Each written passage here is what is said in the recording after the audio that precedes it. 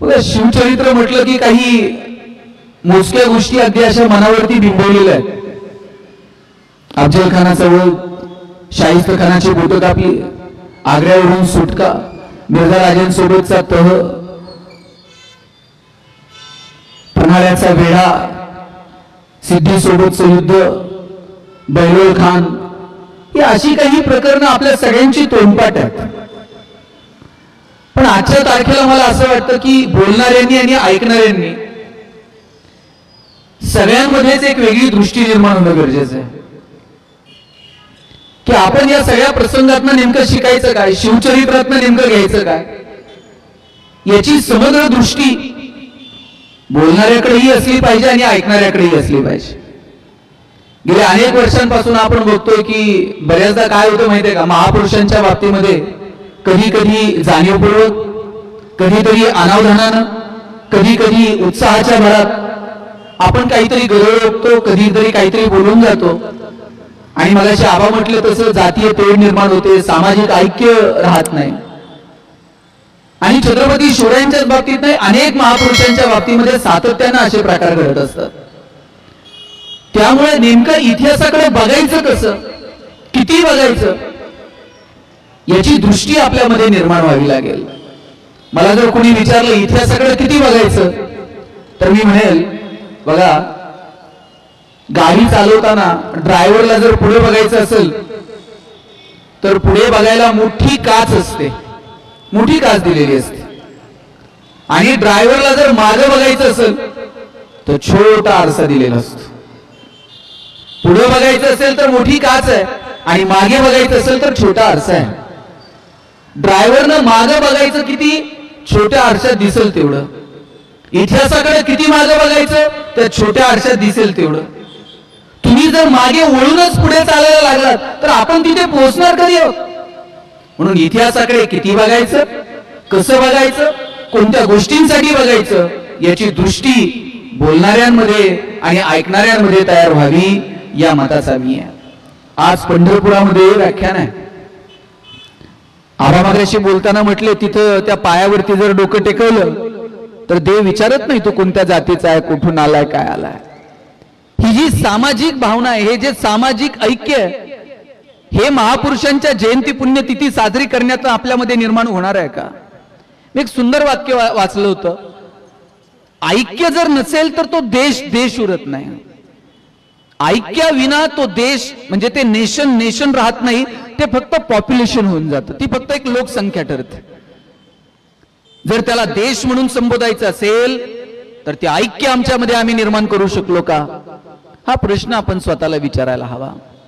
आज मला शिवचरित्रातनं काय घ्यायचं या संदर्भानं 2-4 विषयांवरती मत मांडायचं. इथे जे तरुण बसलेले आहेत ना, पोरांनो, शिवाजी महाराजांच्या काळातही अनेक शूरवीर होते, अनेक योद्धे होते. मग शिवाजी राजांमधलं वेगळेपण काय होतं? अनेकांच्या मनगटात रग होती, पण शिवाजी महाराजांचं वेगळेपण हे होतं की शिवाजी महाराजांनी धाडस दाखवलं आणि तेही डोळस धाडस होतं. बघा, बाजारामध्ये सगळ्या गोष्टी विकत मिळतात, फक्त एक गोष्ट कधीच विकत मिळत नाही आणि ती म्हणजे हिम्मत. धाडस विकत मिळत नाही बाजारात. तुम्ही उद्योग व्यवसाय उभा करताय, व्यवसायासाठी लागणारं कर्ज बाजारात तुम्हाला मिळेल, बँकांमध्ये. तुम्हाला एखादा गुण तुमच्याकडे नाहीये, तुम्ही तो गुण असणारी एखादी व्यक्ती हायर करू शकाल तुमच्या व्यवसायासाठी, पण एक गोष्ट मात्र कधीच विकत मिळत नाही आणि ती म्हणजे हिम्मत विकत मिळत नाही, धाडस विकत मिळत नाही. शिवाजी महाराजांनी ते धाडस दाखवलं. या 4 यवनी 5 शाहीला सुरुंग लावायचं धाडस दाखवणारा एकही माणूस असू नये. आणि अशा वेळेस आईनं सांगितलं, शोभा, आपल्याला हिंदवी स्वराज्य निर्माण करावं लागेल, आपलं एक एम्पायर निर्माण करावं लागेल, सर्वसामान्य माणसाला माणूस म्हणून जगता यावं असं स्वराज्य आपल्याला निर्माण करावं लागेल. आऊसाहेबांच्या डोळ्यात डोळे घालून पाहिलं, मुठावळल्या आणि सांगितलं, हो आऊसाहेब, रामराज्याचं मूर्तिमंत उदाहरण निर्माण करू. आणि राहिलं हिंदवी स्वराज्य. आणि म्हणून पहिली गोष्ट जर काय घ्यायची असेल तर डोळसपणे धाडस. ते धाडस आम्हाला दाखवता येईल का?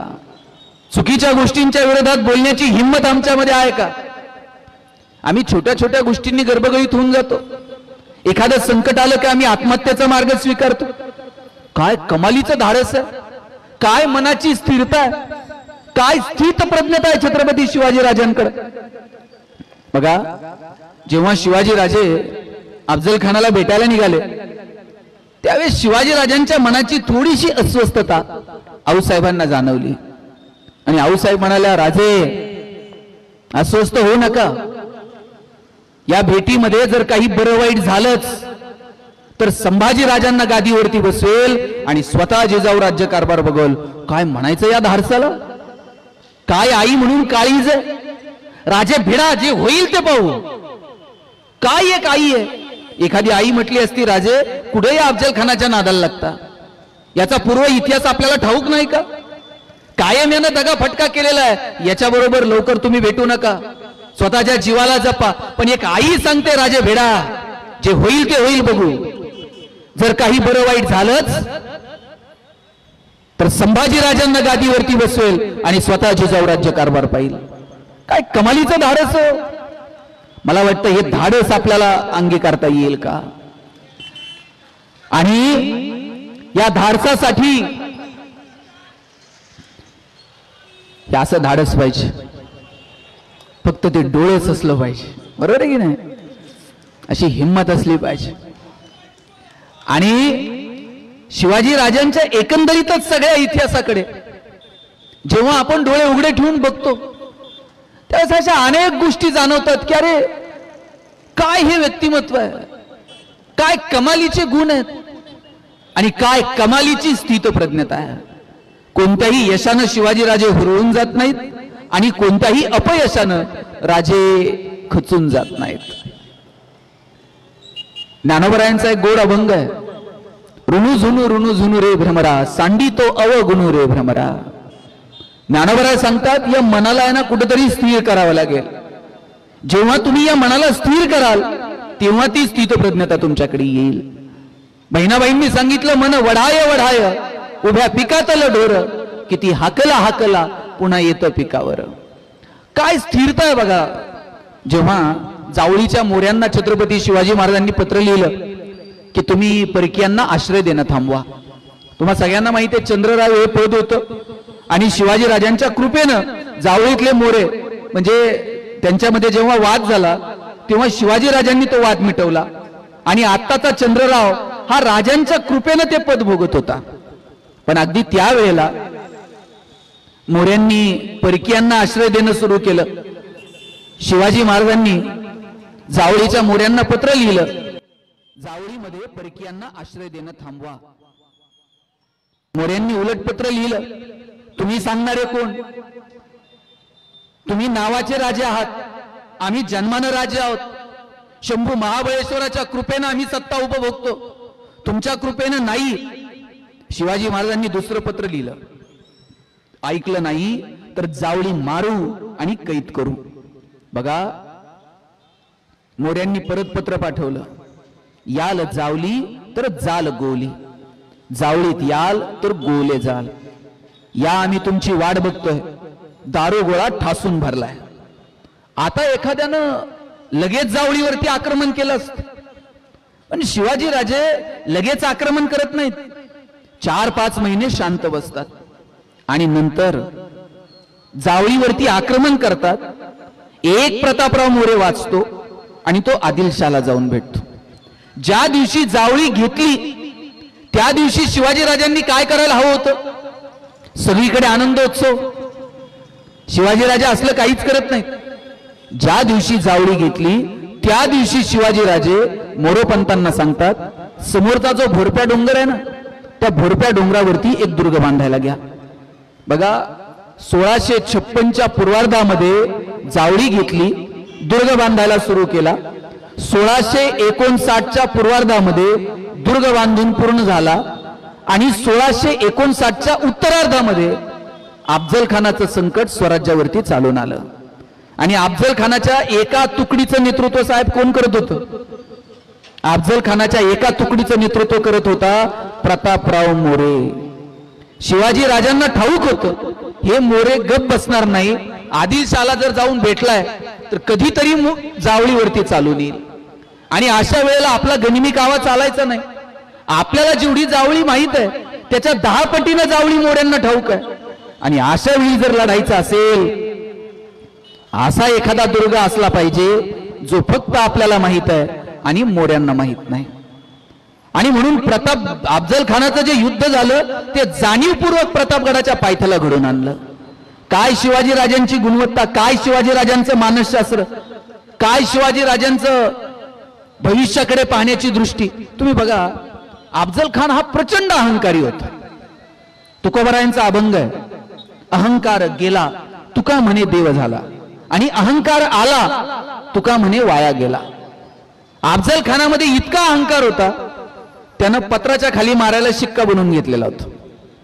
आणि त्या शिक्क्याचा अर्थ असा होता, ज्याला कुणाला स्वर्गात जायचंय त्यानं अफजल अफजल माळ जपा. इतका कमालीचा अहंकार. शिवाजी राजांनी त्या अहंकाराला असा वारा घातला. शिवाजी राजांनी पत्र लिहिलं, कळवलं, आम्ही तुम्हाला घाबरलेलो आहोत, आम्ही तुम्हाला मैदानामध्ये भेटू इच्छित नाहीत. बरं, वाई वगैरे 10 वर्ष सुभेदार राहिलेला अफजल खान, त्याला वाईचा चप्पा न चप्पा माहित होता. वाईमध्ये त्याला भेटणं हिताचं नाही हे शिवाजी राजांना कळलं. आणि शिवाजी राजांनी सांगितलं, आपण आम्हाला प्रतापगडावर भेटायला यावं, आम्ही आपल्याला कमालीचे घाबरलेलो आहोत. अहंकारच होता. त्याला वाटलं शिवाजी राजे घाबरलेत. प्रतापगडावरती भेटायला निघाला. 2,5-3 हजाराचं सैन्य घेऊन असा टप्प्यात आलता अफजल खान. आणि शिवाजी राजांनी वकिलाकडनं निरोप दिला, 2,5-3 हजाराचं सैन्य घेऊन वर येऊ नका, नाहीतर आम्ही तुम्हाला भेटत नाही. अफजल खानाच्या समोर पर्याय नव्हता. 3,000 सैन्य घेऊन परत खाली उतरायचं का 3,000 सैन्य इथंच ठेवायचं आणि मोजक्या लोकांना घेऊन पुढे जायचं. मोजक्या 10 लोकांना घेऊन अफजल खान शामियान्यामध्ये आला. शामियाना तर असा उभा केला होता.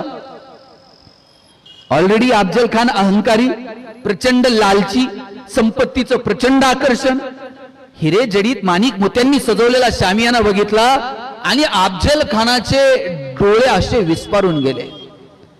शिवाजी राजांच्या वकिलाने सांगितलं, हे सब आपका ही होने वाला है, हे सगळं आपलंच होणार आहे. आणि त्या गुरमीमध्ये, त्या अहंकारामध्ये अफजल खान असा भेटायला गेला. शिवाजी महाराजांनी आलिंगन दिलं.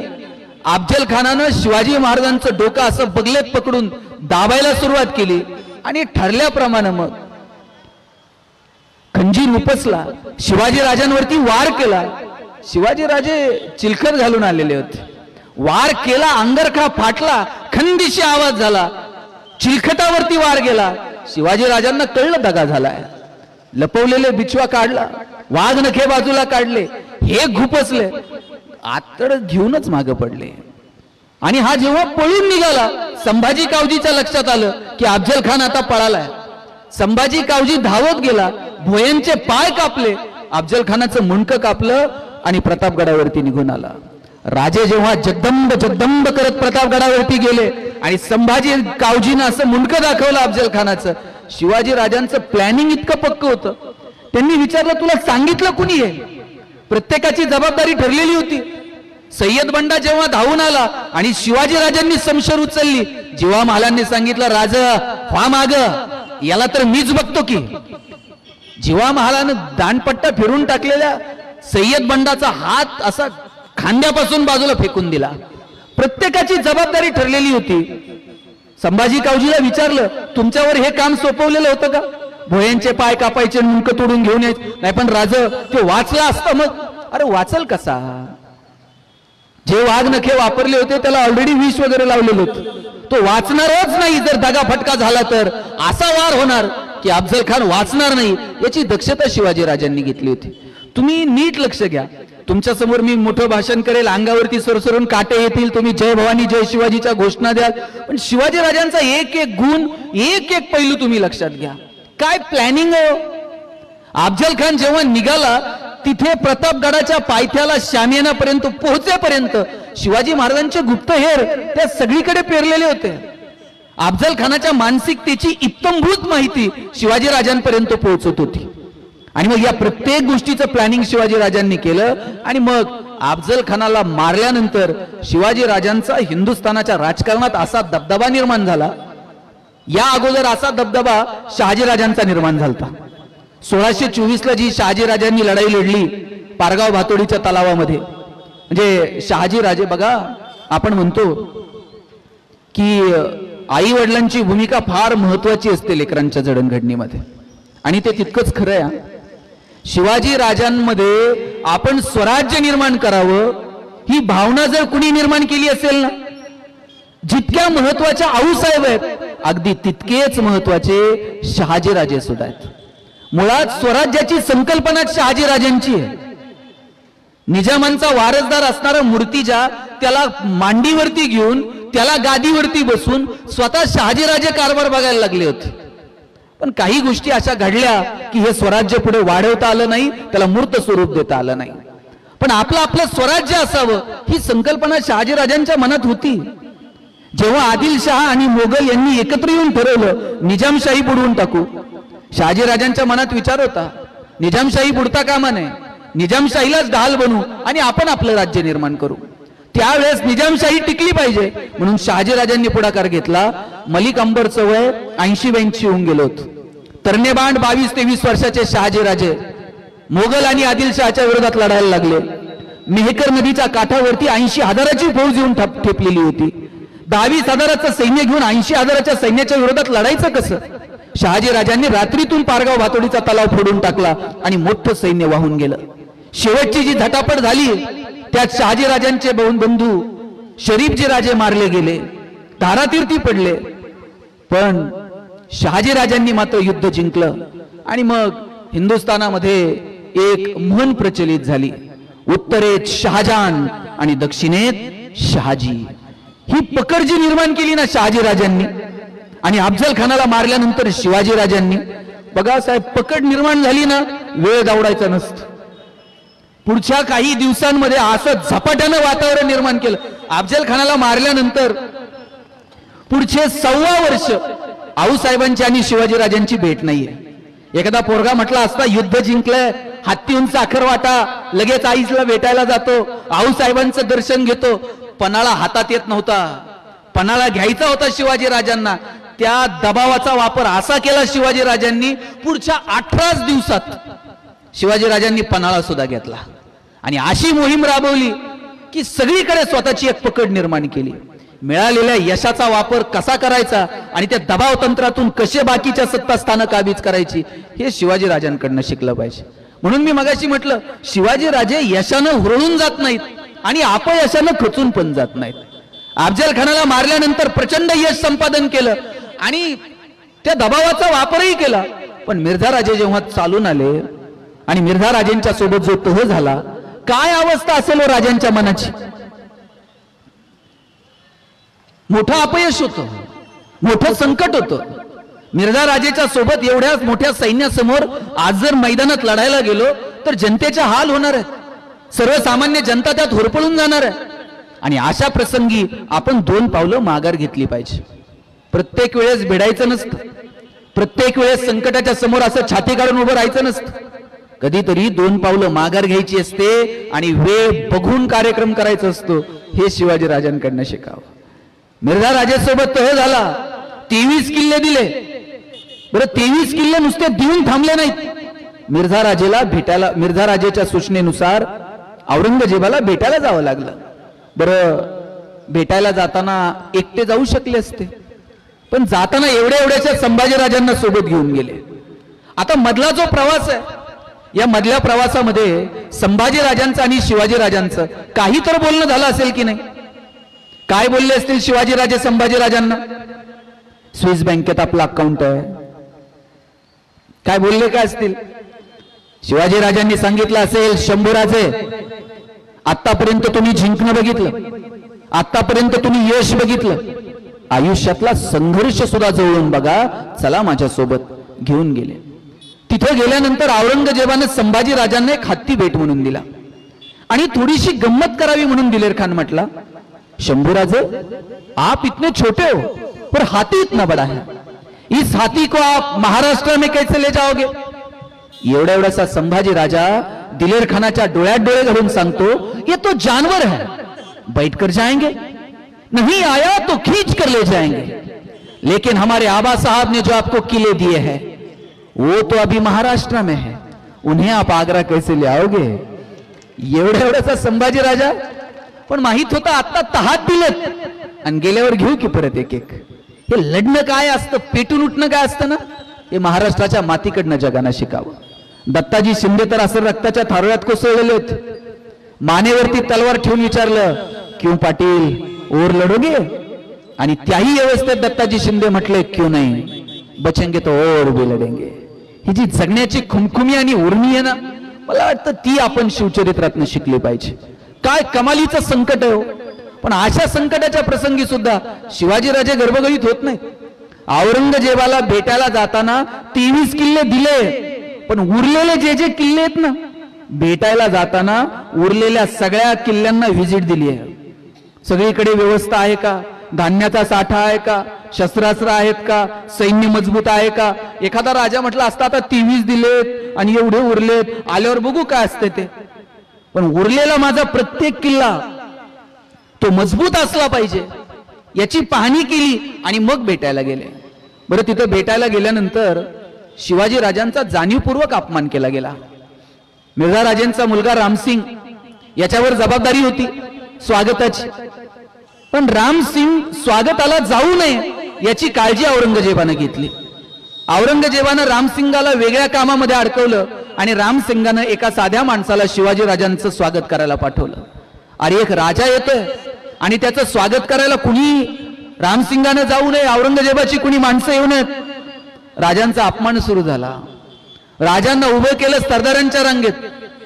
आणि बघा गंमत काय, तिथं आलमगीर, औरंगजेब स्वतःला आलमगीर समजायचं.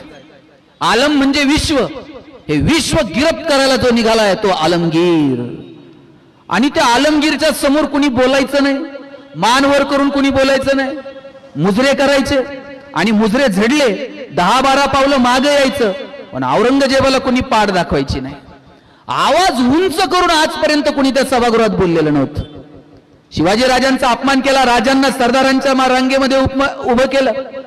शिवाजी राजांनी मुजरा बिजरा तर सोडा, त्या सभागृहात रामसिंगाला जाब विचारला, आम्हाला इथं अपमान करायला बोलवलंय, अरे जे पाठ दाखवून पळून आले त्यांच्या मागे आम्ही उभं राहायचं? जाब विचारला, मुजरा बिजरा तर काहीच नाही, ताड दिशी सभागृह सोडलं आणि तेही औरंगजेबाला अशी पाठ दाखवून. आजपर्यंत अशी मर्दुमकी आग्र्याच्या सभागृहात याआधी कुणी गाजवली नव्हती, ती गाजवली छत्रपती शिवाजी महाराजांनी. निघून गेले आणि निघून गेल्यानंतर औरंगजेबानं आता ठरवलं शिवाजी राजांना आग्र्याहून सुटू द्यायचं नाही. जी जी तरुण पोरं इथं बसलेली आहेत, आयुष्यामध्ये जेव्हा जेव्हा तुम्हाला असं वाटेल ना आता जगण्यात राम उरला नाही, आता एवढी सगळी संकट चहू बाजूने धावून आलीत आणि आता कसं जगायचं, कसं यातनं बाहेर पडायचं, त्या वेळेस शिवचरित्रातला हा प्रसंग वाचायचा, आग्र्याहून सुटका. औरंगजेबानं कैदेत टाकले शिवाजी राजांना. बरं, शिवाजी राजे महाराष्ट्रापासून किती दूर आहेत, परक्यांच्या गोटात, आणि तिथून निघायचं कसं? शिवाजी महाराजांनी युक्ती लढवली, प्लॅनिंग केलं, प्रत्येक गोष्टीचा वापर केला, proper utilisation of the resources.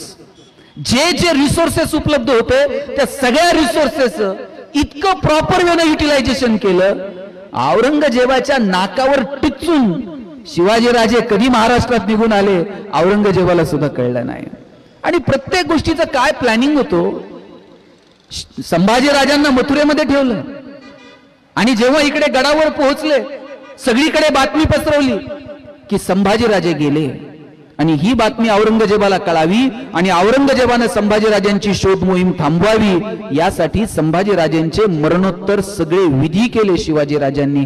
काय बाप म्हणून शिवाजी राजांच्या मनाला वाटलं असेल मला सांगा. आणि म्हणून ही सगळी संकट शिवाजी राजांनी कशा पद्धतीने त्याला सामोरं गेले हे आपण समजून घ्यायला नको.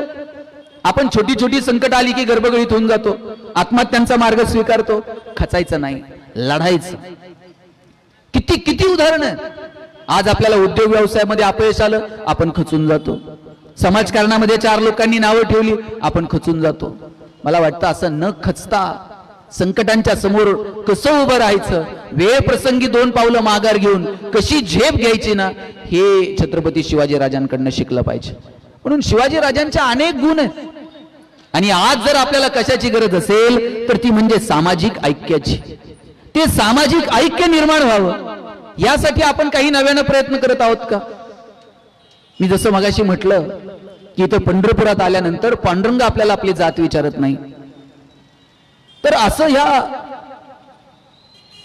सामाजिक पातळीवरतीची ही जी एकता अपेक्षित आहे त्याची सुरुवात आपल्याला आपल्या गावापासून पंढरपुरापासून करता येईल का? जात धर्म पंथ या सगळ्याच्या पलीकडे जाऊन माणूस म्हणून आपण एकमेकाकडे बघतो का? जोपर्यंत आपल्या डोळ्यात प्रेम आहे आणि हृदयात वात्सल्य आहे ना, तोपर्यंतच आपण माणूस आहोत.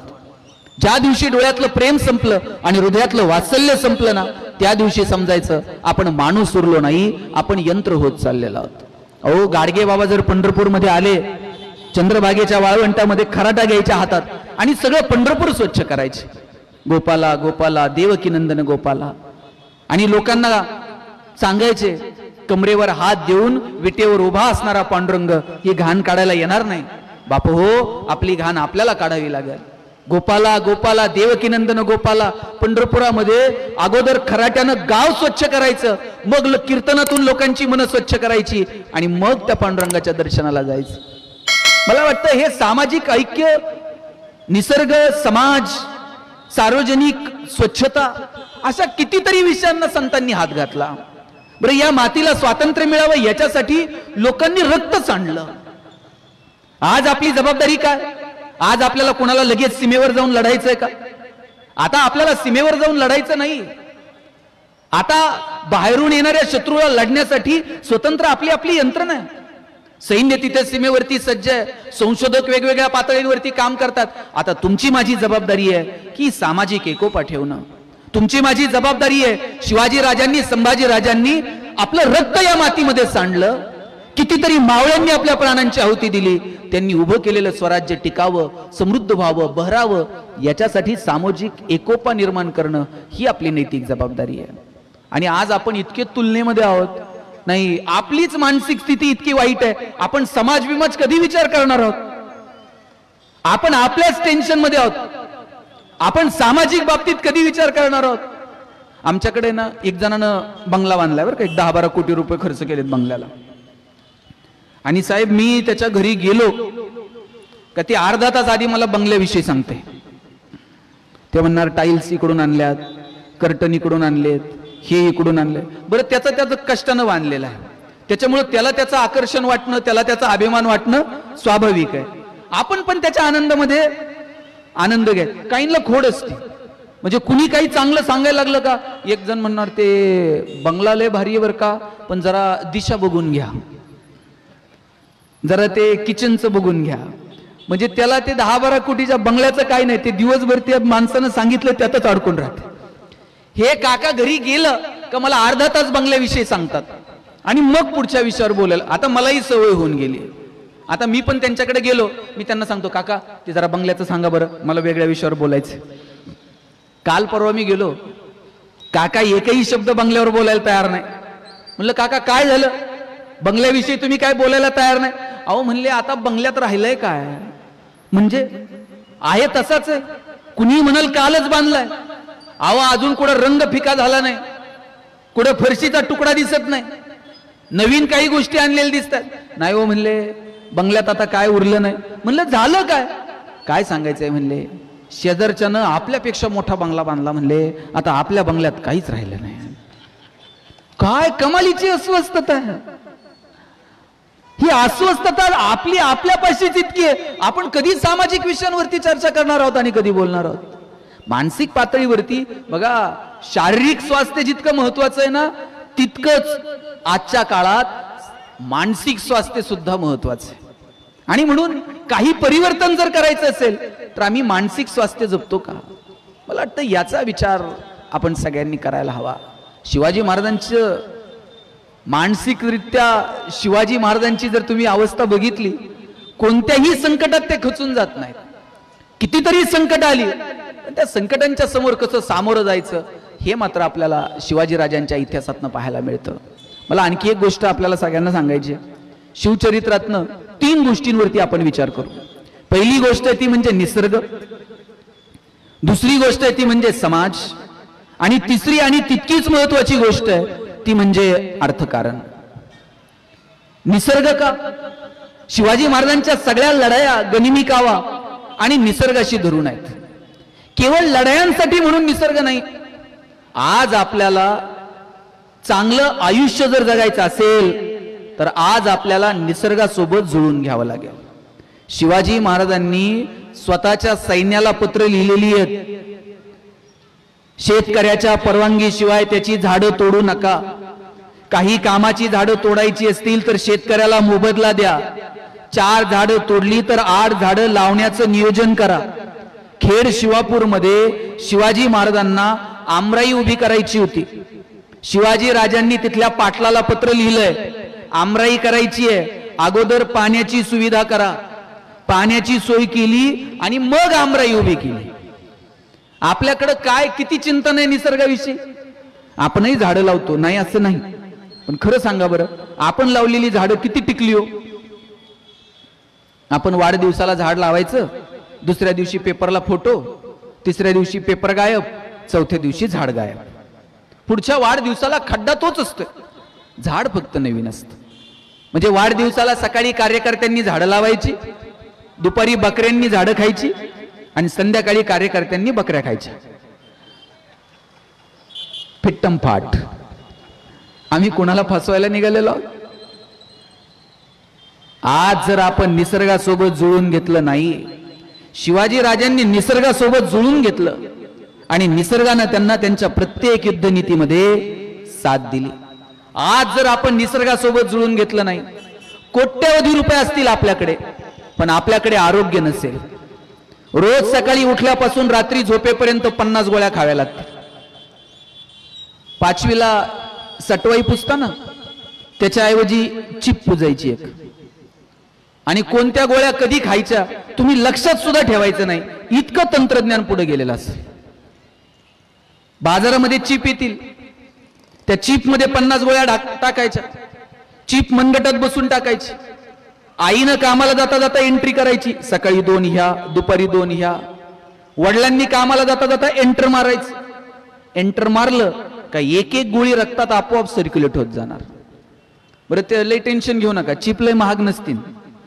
महिला बाल कल्याण विभागाकडनं बीपीएल कुटुंबांना मोफत, एपीएल कुटुंबांना सवलतीच्या दरात. चायना जर प्रोडक्शन करायला लागलं तर कोणत्याही पानाच्या टपरीवर 1-1 रुपयाला मिळेल. आणि शासनानं जर ठरवलं तर लाडक्या बहिणींना कुपनावर. कुठे घेऊन चाललोय आपण आपल्या आरोग्याला? कुठे घेऊन चाललोय आपण एकंदरीत निसर्ग पर्यावरण या विषयांना? अरे, शिवाजी महाराज शेतकऱ्याला पत्र लिहितात, रात्री झोपताना दिवा विझवा, तेलाच्या वासानं एखादा उंदीर पळत येईल, वात दातात पकडेल, पळत सुटेल, गवताची एखादी काडी पेट घेईल, पाहता पाहता अख्खी गंज पेट घेईल. नैसर्गिक स्रोतांचं जतन करा. शेकडो वर्षापूर्वी शिवरायांना कळलं, आम्हाला अजून समजलेलं नाही. आम्ही एक नदी नीट ठेवली नाही. मला आठवतंय, गावाकडे जर गेलो गुडघे टेकून नदीला पाणी पित होतो. इथं तुम्ही जर कोणी गुरा मागं गेला असाल कधी, तर त्या शेतकऱ्यानं, त्या गुराख्यानं गुरं चारायची कुरणात, येताना नदीला पाणी पाजायचं आणि ज्या नदीवर गुरं पाणी प्यायची तिथंच गुराखी असा गुडघे टेकवायचा, पाणी पुढे ढकलायचं, झऱ्याला तोंड लावायचं आणि पाणी प्यायचं. आज मला एक नदी दाखवा जिथं तुम्ही गुडघे टेकून पाणी पिऊ शकता. एक तरी नदी आम्ही नीट ठेवली का?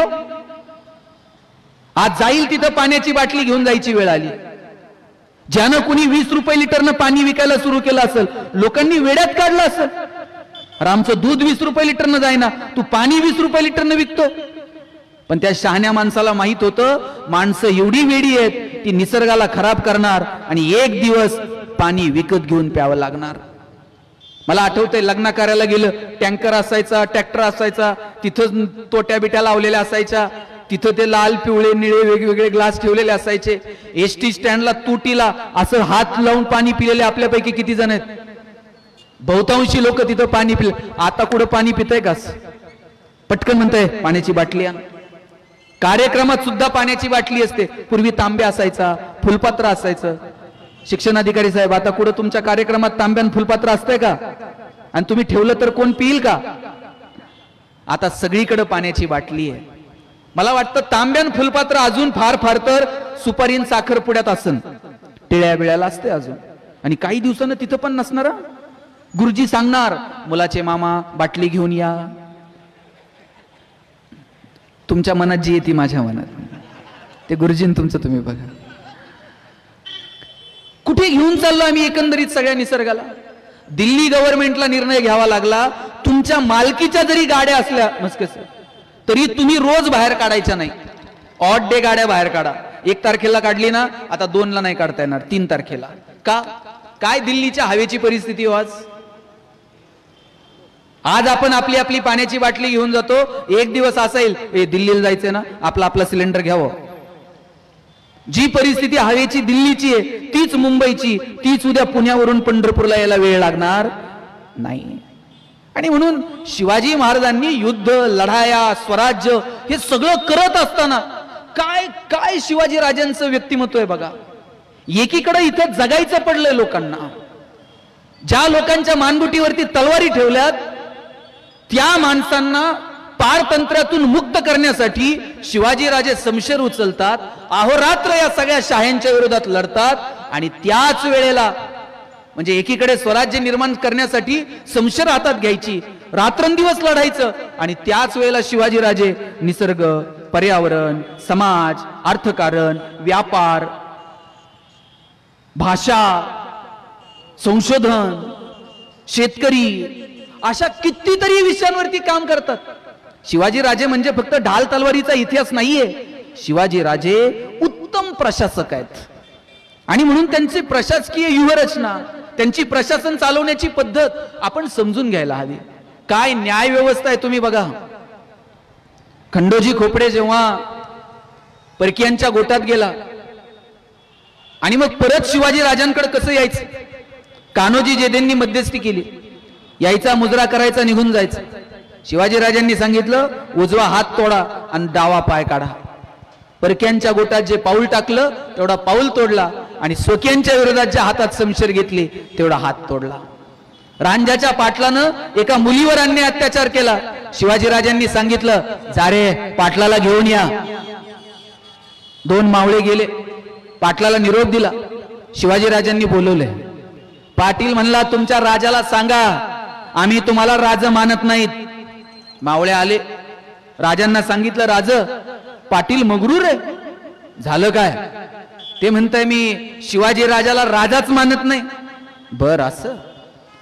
शिवाजी राजांनी मावळ्यांकडे बघितलं, म्हणले, कमरेची तलवार काय नुसती शोभची आहे? अरे काढायची की शमशेर आणि मुसक्या बांधून आणायचा पाटील. हे 50 मावळ्यांनी घोड्याला टाचा घातल्या. 50 मावळे गेले. रांझ्याचा पाटील असा बांधून आणला समोर. आणि शिवाजी राजांच्या समोर जेव्हा गयावया करायला लागला, शिवाजी राजांनी सांगितलं, ती पोरगी जेव्हा किंचाळत असेल, ओरडत असेल, तेव्हा तिचा आवाज तुझ्या कानापर्यंत आला नाही. याचे दोन्ही हात तोडा, दोन्ही पाय काढा, आणि हो, गाढवाव बसून पाठवा गावाला. शेवटी पाटील आहेत, रुबाबात गेलं पाहिजेत. रांझ्याच्या पाटलाचे दोन्ही हात तोडले, दोन्ही पाय काढले. आणि एका मुलीसाठी, अरे स्त्रियांकडे जर वरती डोळे करून बघितलं तर त्याचे डोळे काढा असा आदेश छत्रपती शिवाजी राजांनी दिला. धर्माच्या नावानं जर कुणी बेदिली माजू पाहत असेल तर त्याला मुसक्या बांधून दरबारात हजर करा असा फरमान छत्रपती शिवाजी राजांनी काढला. शेतकऱ्याच्या भाजीच्या देठाला जरी हात लावला तरी त्याची गय करू नका असा फरमान शिवाजी राजांनी काढला. काय न्याय व्यवस्था आहे?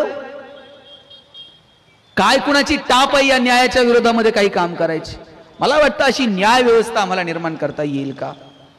म्हणून प्रशासनात काम करणाऱ्या, राजकारणात काम करणाऱ्या माणसांनी शिवचरित्र अभ्यासलं पाहिजे. आपल्याला या शिवचरित्रातनं नेमकं घ्यायचं काय? शिवाजी राजांचे नेमके कोणते गुण आपण अंगीकारायचे? शिवाजी राजांकडनं आपण नेमकं शिकायचं काय? मला वाटतं याच्यावरती आपण सगळ्यांनी काम करणं गरजेचं आहे. म्हणून इथं बसलेल्या सगळ्या तरुण मुलामुलींना मला आवर्जून सांगायचं आहे, शिवाजी महाराजांकडनं काय शिकायचं ते ठरवा. धाडस दाखवा, उद्योगात या, व्यवसायात या, व्यापारात या. शेती जरी करायची ना, मजबूत शेती करा.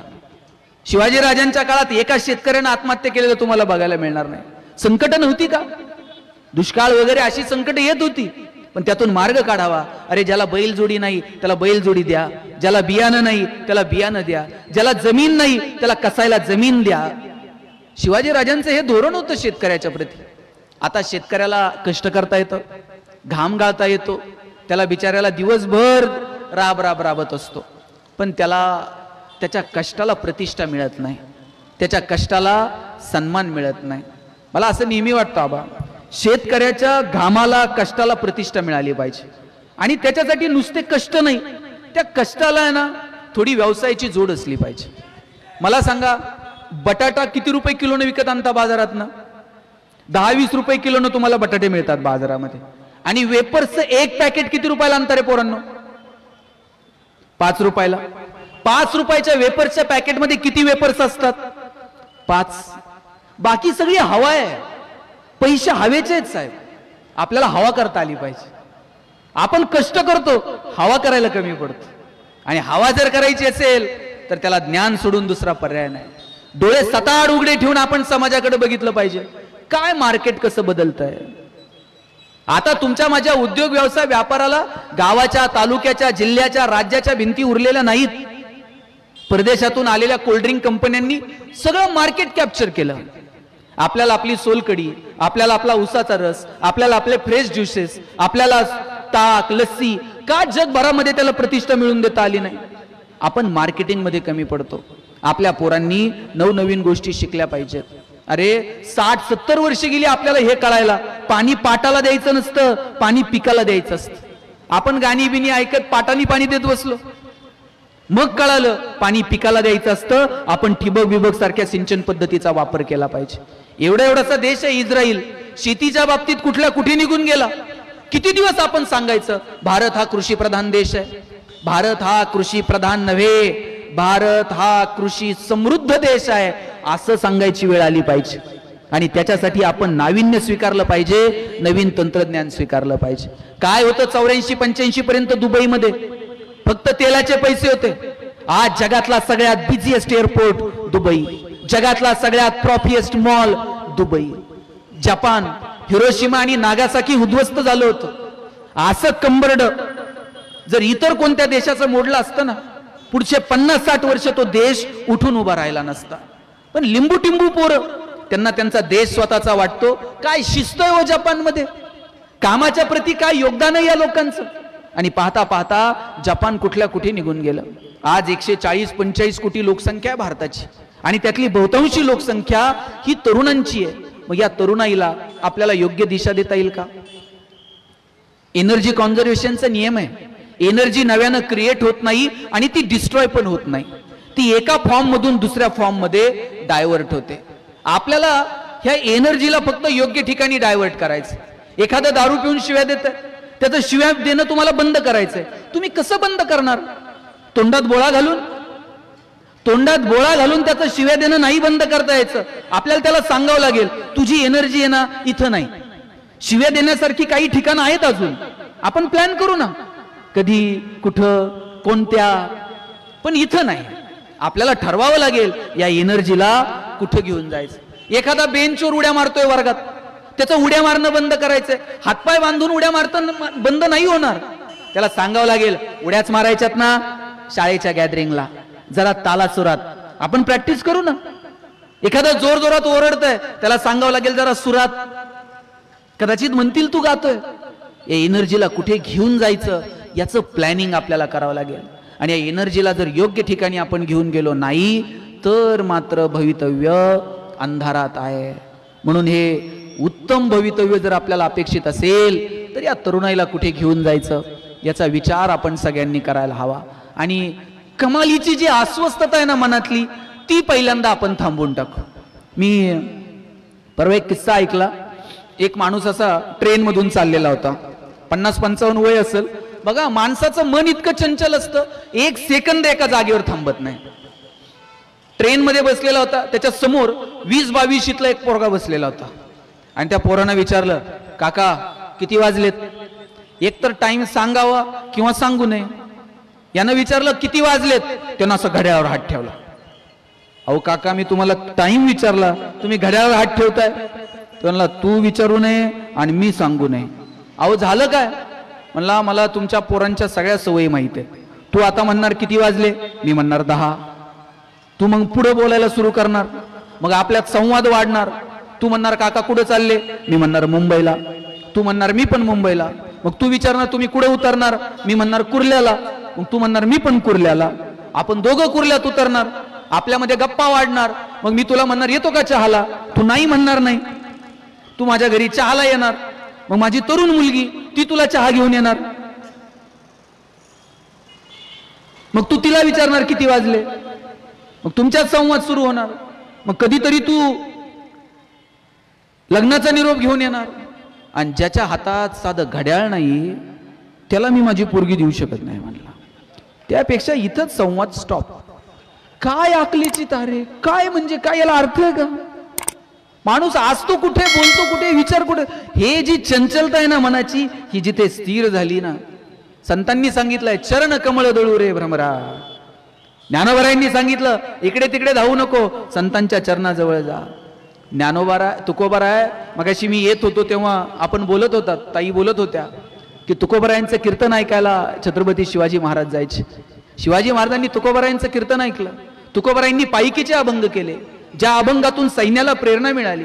शिवाजी राजांना तुकोबारायांनी सांगितलं समशेर ठेवायची नाही, तुमचा क्षत्रिय धर्म आहे, आम्ही प्रबोधनाचं काम करू, आम्ही संत म्हणून इकडे तिकडे लोकांमध्ये जनजागृती निर्माण करू, पण तुम्हाला मात्र तुमचा धर्म निभावावा लागेल.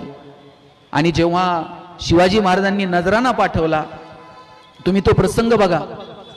जेव्हा शिवाजी महाराजांनी नजराणा पाठवला आणि शिवाजी राजांच्या पत्नीने ते दागिने स्वतःच्या गळ्यामध्ये घातले, पोरांनी नवीन कपडे परिधान केले, आणि जेव्हा शिवाजी राजे आले आणि हा सगळा प्रसंग जेव्हा तुकाराम महाराज आले आणि तुकाराम महाराजांनी हा प्रसंग बघितला, ते काहीच बोलले नाही.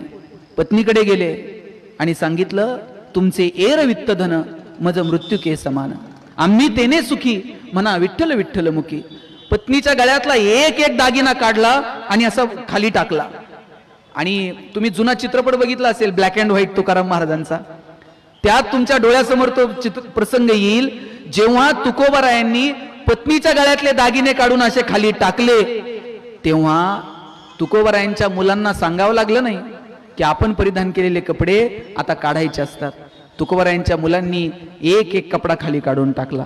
कुणाच्याही पोटी चांगली मुलं जन्माला येत नाही हो, माझा दावा आहे बरं का.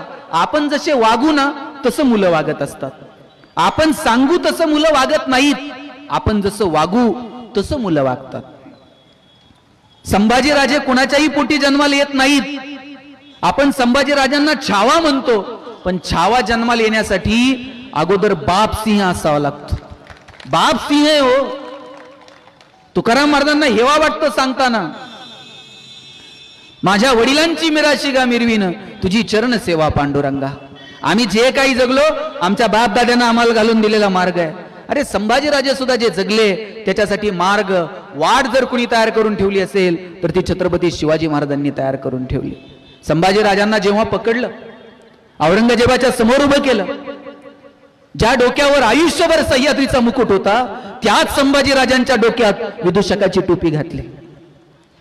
ज्या संभाजीराजाच्या डोळ्यानं आयुष्यभर या सह्याद्रीचं सौंदर्य बघितलं, त्याच संभाजीराजाच्या डोळ्यामध्ये तप्त सळयात सर्र आवाज करतात घुसल्या, डोळे घेऊन मागे पडल्या.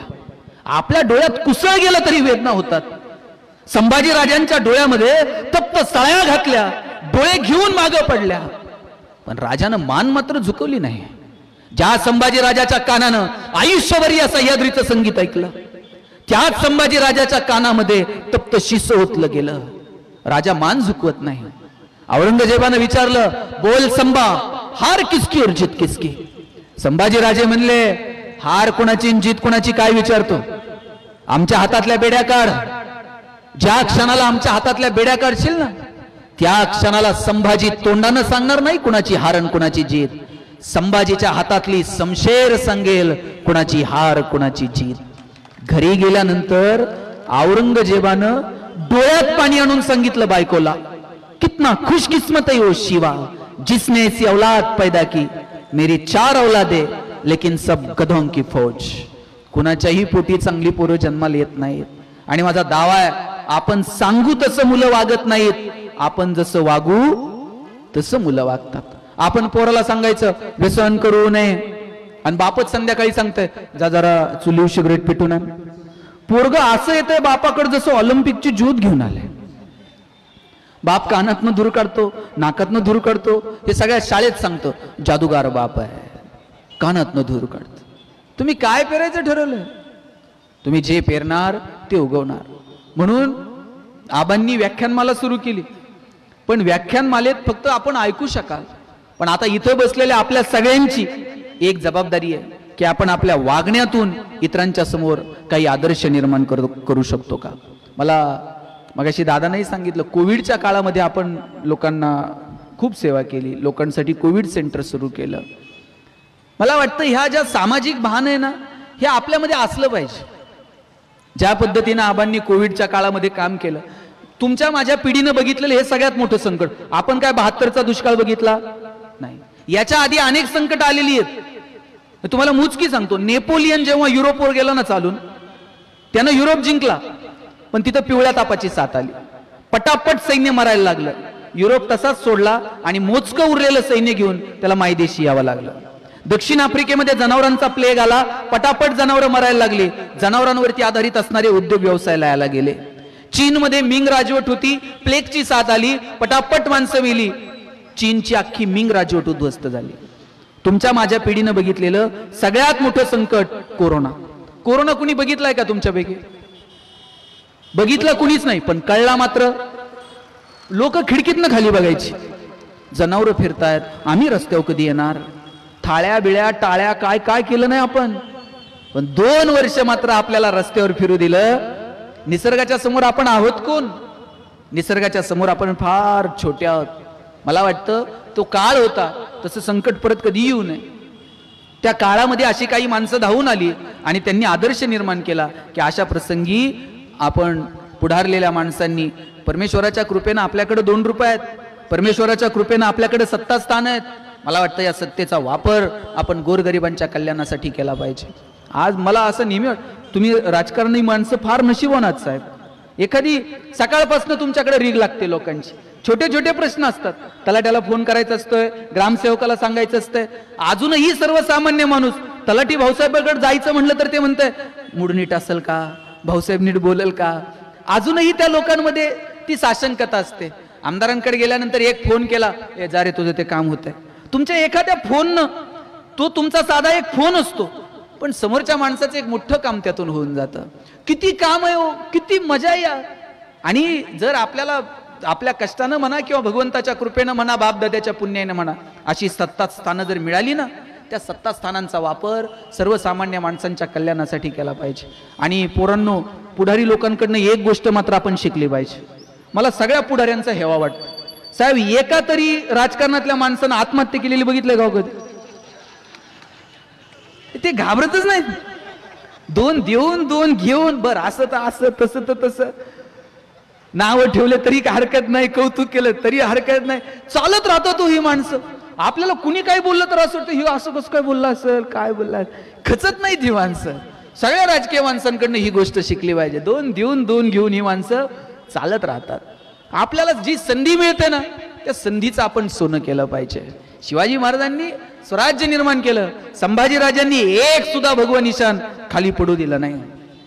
संभाजीराजे जेव्हा शेवटचा श्वास घेत असतील ना, तेव्हा ते आपल्या वडिलांना सांगत, त्यांच्या डोळ्यासमोर निश्चित त्यांच्या वडिलांचा चेहरा आला असेल आणि ते म्हटले असतील, आबा आम्ही येतोय तुम्हाला भेटायला, काही क्षणात आमचा श्वास थांबेल आणि होईल आपली भेट.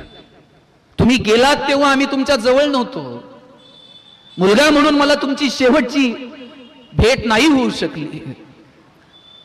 हा पकडलो गेलो, वाघासारखा जगलो, तुम्ही दिलेल्या संस्कारांमध्ये राहिलो, पण लोकांनी मात्र आम्हाला आरोपीच्या पिंजऱ्यात उभं केलं. किती आरोप झाले हो संभाजीराजांवर. मोहित्यांची मंजुळान, थोरातांची कमळान, नको नको त्या आरोपांमध्ये संभाजीराजांना आरोपीच्या पिंजऱ्यात नेऊन उभं केलं. अरे जो माणूस श्वास ठेवतो पण मान झुकवत नाही, त्या माणसाला आपण नको नको त्या आरोपांमध्ये उभे करतो. संभाजीराजे म्हटले असतील, आबा आम्ही येतोय काही क्षणात तुम्हाला भेटायला, पण शिवपुत्र संभाजी तुम्हाला शब्द देतो, आज शेवटचा श्वास घेतोय, पण जे काही आयुष्य जगलो ते आयुष्य तुम्ही दिलेल्या संस्कारांवर आणि तुम्ही दिलेल्या वाटेवरती चलत आलो. एक सुद्धा भगवा निशाण संभाजीनं खाली पडू दिलं नाही. परकीयांच्या छातडावरती शिवपुत्र संभाजी थैथया नाचला. सिद्धीला आम्ही त्या जंजिऱ्यातून बाहेर निघू दिला नाही. कर्नाटक आंध्रामध्ये घोडी घातली, एकाची हिंमत झाली नाही संभाजीच्या घोड्याला हात लावायला. 2,500-3,000 हजार सैन्य धावून आलं. शेवटी दोर घातले, साखळदंड घातले आणि आपल्याच लोकांमुळे पकडलं गेलो. आबा आता मृत्यूला सामोरं जातोय याचं दुःख नाही, पण एक ख्वाहिश राहिली. औरंग्याचं मुंडकं कापून रायगडाच्या पायरीला पुरला असतं ना, हसत हसत तुम्हाला भेटायला आलेला असतो. आबा संभाजी या मातीत नसेल, पण माझ्या रक्ताच्या थेंबा थेंबातून कितीतरी संभाजी जन्माला येतील. हे स्वराज्य टिकवतील, उभं करतील आणि एकही निशाण पडू देणार नाही. संभाजीराजे गेले, पण जेव्हा स्वराज्य मिळवणं, जे स्वराज्य शिवाजी संभाजीराजांनी मिळवलं, टिकवलं, ते हिसकावण्याच्या दृष्टीने आलेल्या औरंगजेबाला हे स्वराज्य मात्र काबीज करता आलं नाही आणि याच मातीत औरंगजेबाला मरावं लागलं. हा इतिहास आहे हो आपला. या मातीचा इतिहास कुणी आयऱ्या गैऱ्यानं किंवा लुंग्या सुंग्यानं लिहिलेला नाही. या मातीचा इतिहास लिहिला शाहिरांच्या डफांनी, घोड्यांच्या टापांनी, तलवारीच्या खणखणाटानं, ढगांच्या गडगडाटानं, डोंगरांच्या हिरव्या पिवळ्या शालीनं आणि सह्याद्रीच्या ढालीनं. राजेगडावर पोहोचले, सुखानं मरतो म्हणून घोडखिंडीची पावनखिंड करणारा बाजी प्रभू, कोंडाण्याच्या विजयासाठी रक्ताच्या थरव्यात कोसळणारा तानाजी मालुसरे, मानेवरती तलवारीचं तीक्ष्ण टोक असताना सुद्धा बचेंगे तो और भी लढेगे म्हणणारे दत्ताजी शिंदे, आणि मोगलांच्या कडेकोट बंदोबस्तातून सोन्याचा कळस कापून नेताना मोगलांच्या काळजाचा थरकाप उडवणारा आणि मोगलांच्या घोड्यांना पाणी पिताना पाण्यातही दिसणारा संताजी धनाजी, हा महाराष्ट्राच्या मातीचा इतिहास आहे. अरे राजे निघाले, माहित नव्हतं का बाजी प्रभूला, जोपर्यंत विशाळगडावर पोहोचत नाही तोपर्यंत घोडखिंड लढवणं सोपं नाहीये. पण राजे तुम्ही निघा, आमच्यासारखे 1000 गेले तरी चालतील, पण लाखोंचा पोशिंदा मात्र जगला पाहिजे. अरे बाजी प्रभूंचे बंधू खाली पडले. बाजी प्रभूंनी त्यांची शमशेर हातात घेतली आणि म्हटले, दादा तुम्ही थोरले, तुम्ही पहिला नंबर पटकावला, आता नंबर आमचा. पण जोपर्यंत राजेगडावर पोहोचत नाहीत तोपर्यंत मात्र आम्ही श्वास ठेवणार नाही. बाजी प्रभूंनी श्वास ठेवला नाही, श्वास थांबवला नाही. जेव्हा कानावरती तोफांचा आवाज आला तेव्हा बाजी प्रभू म्हणाले, राजेगडावर पोहोचले, आता सुखानं मरतो. काय धाडस आहे हो. शिवा काशीत नावी समाजात जन्माला आलेला पोरगा, राजा तुम्ही निघा, मी जातो शिवाजी बनून. त्याला माहित नव्हतं ओळखले जाऊ, पकडले जाऊ. ओळखला गेला, पकडला गेला, सपासप वार झाले, रक्ताच्या थारोळ्यात कोसळला. पण मरताना म्हटला, जगताना शिवा नावी म्हणून जगलो, पण मरताना मात्र शिवाजी महाराज बनून मरतोय. हिरोजी इंदलकर दगड घेऊन आले शिवाजी राजांकडे, रायगड बांधून झाला. म्हणले एवढा दगड आहे ना, शेवटच्या पायरीला लावायची परवानगी द्या. राजे म्हणले, हिरोजी अख्खा दुर्ग तुम्ही बांधला, त्यात परवानगी काय मागायची, वरती कमानीवर लावा की, खाली पायरीला का. राज, याच्यावर मी माझं नाव लिहिलंय, सेवेच्या ठाई तत्पर हिरोजी इंदलकर, शेवटच्या पायरीला का. राजे, ज्या वेळेस गडावर याल त्या वेळेस तुमच्या पायाची धूळ फक्त माझ्या मस्तकाला लागली पाहिजे, दुसरं काही नाही. काय डिवोशन आहे हो. पोराचं लग्न 2 दिवसावर आलंय, तानाजीला माहित नव्हतं. एखादा म्हटला असता, राज ते लढाया बिड्या रोजच्या आहेत, आधी पोराचं लग्न होऊ द्या, एकतर 8 दिवस रजा द्या आणि प्रेषक म्हणून तुमचं नाव टाकलंय, तुम्ही पण लग्नाला आलं पाहिजे. आधी लग्न कोंडाण्याचं आणि मग माझ्या रायबाचं. 342 मावळावरती गेला. कमलकुमारीचा आणि उदयभानचा संवाद सुरू होता. उदयभान विचारतो कमलकुमारीला, द्रौपदीच्या रक्षणासाठी कृष्ण आलता, तुझ्या रक्षणासाठी कोण, तुझ्या रक्षणासाठी कोण म्हटल्याबरोबर तानाजी पुढे ठाकला. अरे द्रौपदीच्या रक्षणासाठी कृष्ण आलता, हिच्या रक्षणासाठी तुझा बाप समोर उभा आहे. तानाजी, कड्यातनं आलात कसे, इथून यायचं तर काळ सुद्धा घाबरला असता. तलवार ठेवली, गड दिला. अरे तलवार उचल, एखाद्या कुत्र्याच्या समोर तुकडा टाकावा आणि त्या तुकड्याच्या भोवती लोंडा घोळावा, ती औलाद मराठ्यांची नाही. जगणार तर भगव्यासाठी आणि मरणार सुद्धा भगव्यासाठी. चल शमशेर उचल. उचलली शमशेर. खणाखणी सुरू झाली. एक वार तानाजीच्या हातावरती पडला. तानाजी खाली पडला.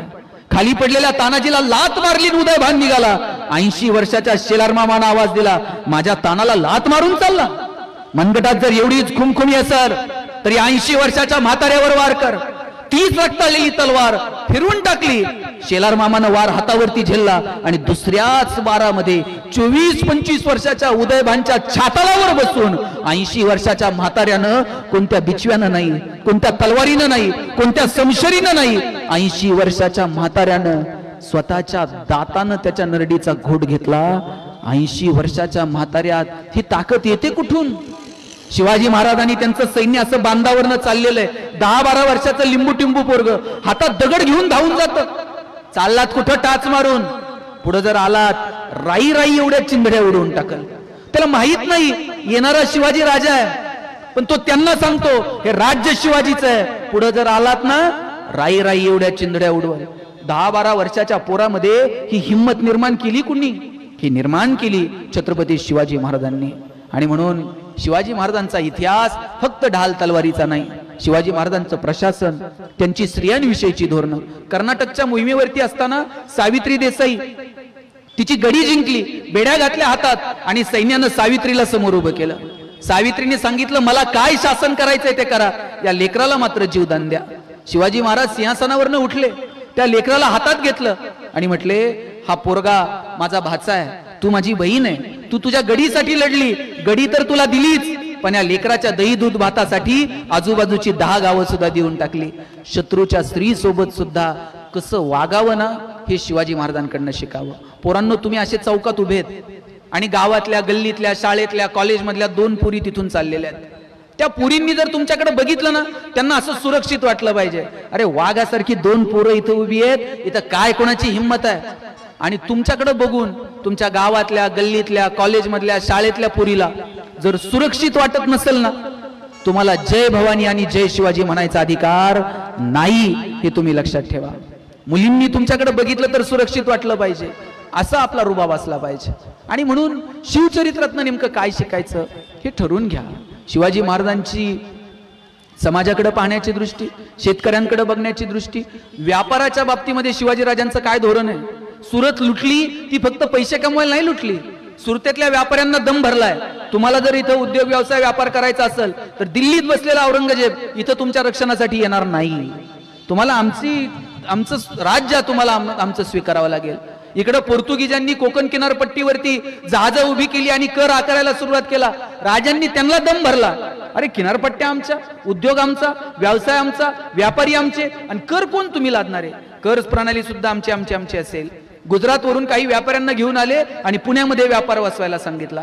का आमच्या पोरांनी उद्योगात, व्यवसायात, व्यापारात यायचं नाही? माझी आणि आबांची ओळख झाली.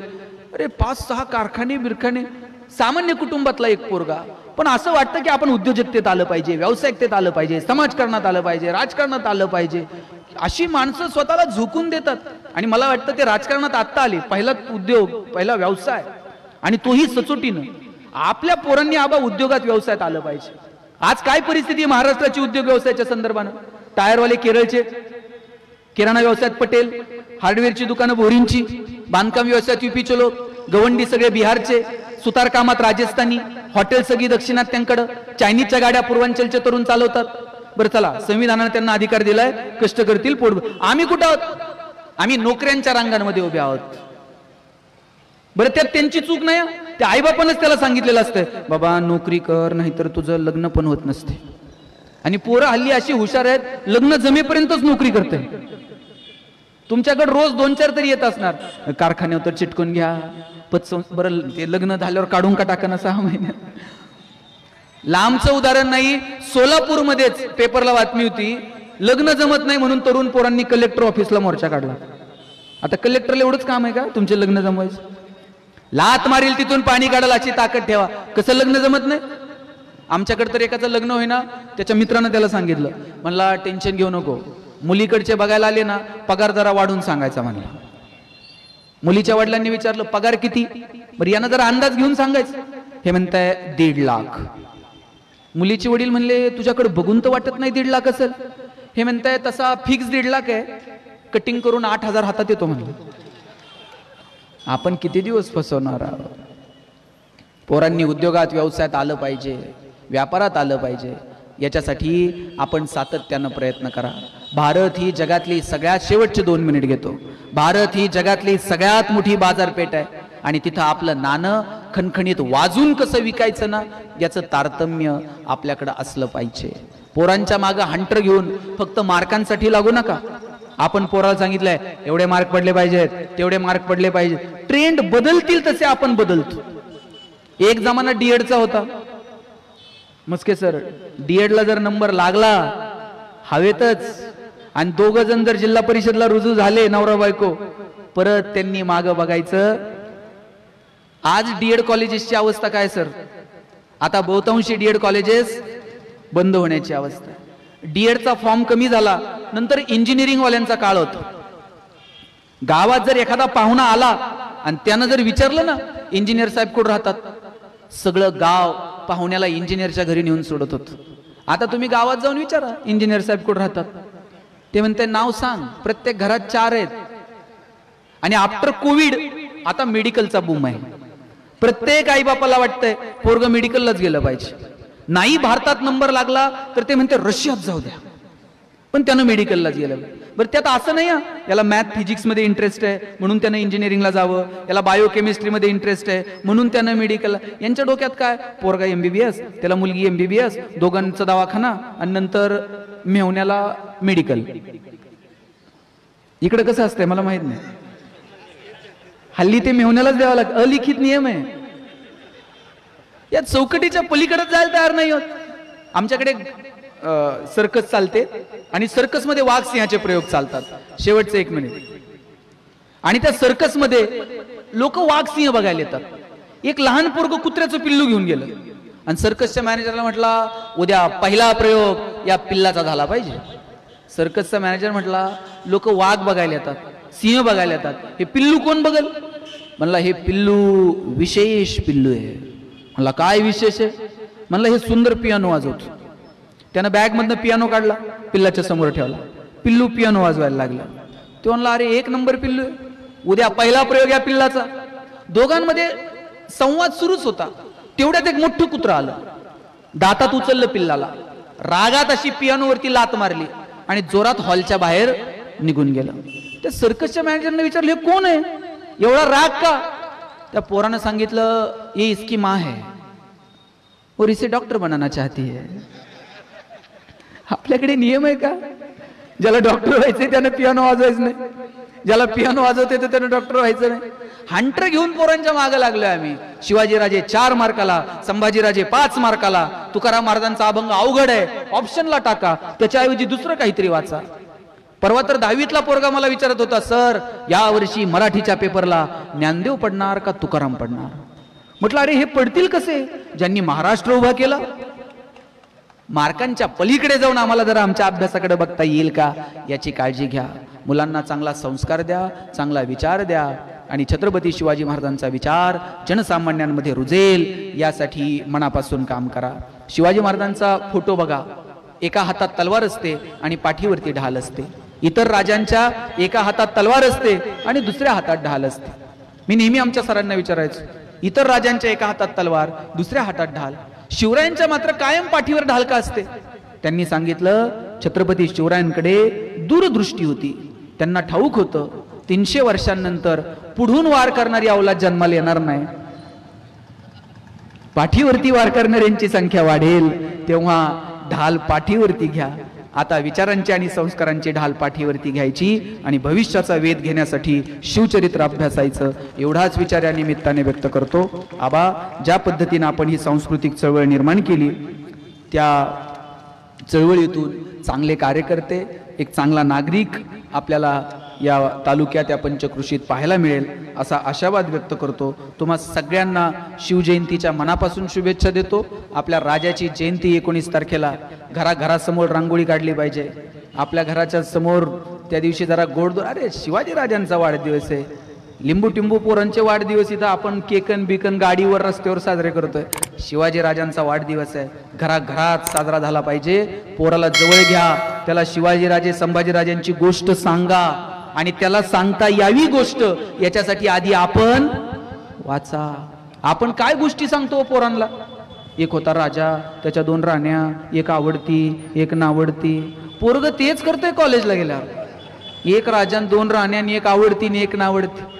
पोरांना सांगा छत्रपती शिवाजीराजे, पोरांना सांगा छत्रपती संभाजीराजे, त्यांना सांगा ज्ञानोबा तुकोबाराय, त्यांना सांगा आई वडिलांची सेवा करणाऱ्या भक्त पुंडलिकासाठी परब्रह्म 28 युगांपासून या पंढरपुरात. हे सांगितलं पाहिजे आपण येणाऱ्या लेकरांना. हा संदेश तुम्ही द्याल अशी अपेक्षा बाळगतो आणि थांबतो. जय जिजाऊ, जय शिवराय.